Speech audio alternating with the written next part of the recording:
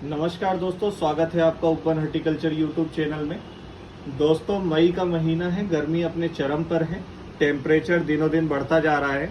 तो आज हम जानेंगे कि गर्मियों में हम अपने घरों में जो पौधे हैं उनकी केयर कैसे करें, उनकी क्या देखभाल करें, उसमें किस प्रकार की खाद गर्मियों में डाली जा सकती है, क्योंकि गर्मियों में कई खाद गर्म होती है और हम जाने अनजाने में उसका उपयोग कर लेते हैं जो हमारे पौधों में प्रतिकूल प्रभाव दिखाते हैं।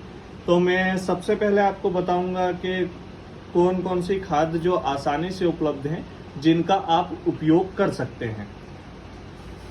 सबसे पहले नंबर में है कोकोपीट। कोकोपीट कोई खाद नहीं है, इसमें किसी प्रकार का न्यूट्रिएंट नहीं होता है, लेकिन इसमें कुछ ऐसे गुण होते हैं जिसके कारण ये पौधों में अनुकूल प्रभाव दिखाता है। सबसे पहली बात तो कोकोपीट में वाटर होल्डिंग कैपेसिटी होती है, तो आप कोकोपीट को डायरेक्ट मिट्टी में मिला सकते हैं या नया पौधा लगाते समय सॉइल मिक्स में डाल सकते हैं। कोकोपीट में वाटर होल्डिंग कैपेसिटी होती है, मिट्टी को भुरभुरा बनाए रखता है। इस सॉइल मीडिया में पहले भी हमने कोकोपीट में मिला रखा है, तो आप देख पा रहे होंगे कि हमारी मिट्टी कैसी भुरभुरी है। दूसरे नंबर में हम उपयोग कर सकते हैं सीवीड एक्सट्रैक्ट। इसको अलग अलग नाम से भी जाना जाता है, बायोजाइन, ये कंपनी के नाम से एक जाइन है, लेकिन अगर आप किसी भी फर्टिलाइजर की शॉप में जाके मांगेंगे और जाइन नाम से मांगेंगे तो ये मिल जाएगा। ये सीवीड एक्सट्रैक्ट है, ये भी बहुत पौधों को ठंडक पहुंचाता है और इसमें बहुत सारे सूक्ष्म पोषक तत्व होते हैं, इसका आप उपयोग कर सकते हैं। इसको मैं मिला इसलिए नहीं रहा हूँ क्योंकि ऑलरेडी हमने ये मिला रखा है, मैं केवल आपको सिंबॉलिक रूप से इसे दिखा रहा हूँ कि इसका आप उपयोग कर सकते हैं। इसके अलावा इससे हम भली भांति परिचित हैं। ये वर्मी कंपोस्ट है, ये हमारे भोपाल का एक लोकल ब्रांड है, हरियाली मंत्र। अन्य शहरों में अन्य अन्य नामों से मिल जाता है। फ्लिपकार्ट, अमेजन में ये आसानी से अवेलेबल हो जाता है वर्मी कंपोस्ट, या कहीं भी आप जाएंगे जैविक खाद के रूप में मांगेंगे तो ये मिल जाएगा।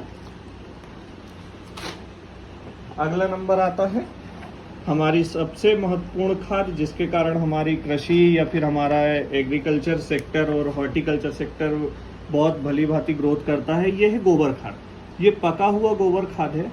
ये गोबर खाद लगभग 1.5 से 2 साल पुराना है। इसका उपयोग भी गर्मियों में हम कर सकते हैं। बस गोबर खाद उपयोग करते समय हमें 2 सावधानियां रखनी चाहिए। पहला कि गोबर खाद लगभग पूरी तरीके से डिकम्पोज हुआ हो। 1.5 से 2 साल पुराना गोबर खाद बहुत अच्छा माना जाता है। दूसरे नंबर में होता क्या है, गोबर खाद में कुछ कीड़े होने की संभावना होती है, जैसे दीमक हो गई, स्नेल्स हो गया, या फिर चींटियाँ इतना हार्मफुल नहीं होती, लेकिन दीमक और स्नेल्स बहुत हार्मफुल होते हैं पौधों के लिए। तो इसमें आप क्लोरोपेरिफास या इमिडाक्लोरोपिड कोई सा पाउडर मिला लीजिए और गोबर खाद को आप मिक्स कर दीजिए पौधों में। तो गर्मियों में इसका प्रयोग बहुत अच्छा होता है और ये पौधों को ठंडक पहुंचाता है।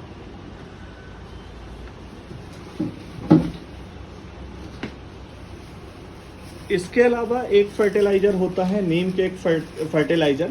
इसे नील एक natural soil conditioner and fungicide का वर्क करता है। इसे भी आप अपने पौधों में मिला सकते हैं, इसे आप अपने पौधों में डाल सकते हैं। इसके बहुत अच्छे रिजल्ट आते हैं और ये नेचुरल सॉइल कंडीशनर का भी वर्क करता है।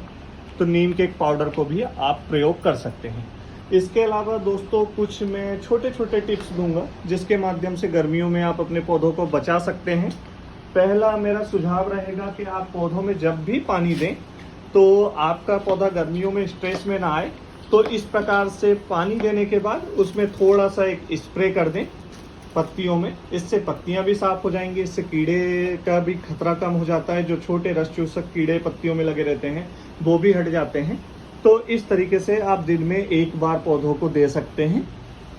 इसके अलावा एक बहुत ही महत्वपूर्ण टिप्स है जिसे हम लोग इग्नोर करते हैं, अंडर एस्टिमेट करते हैं, लेकिन ये पौधों की केयर के लिए बहुत ही ज़्यादा उपयोगी होती है। जैसे कि आप पौधों में मल्चिंग कर सकते हैं। मल्चिंग, मेरे पास ये नारियल का क्वायर है, मैं ज़्यादातर अपने गमलों में पौधों में इस प्रकार से इसे मल्चिंग कर देता हूँ।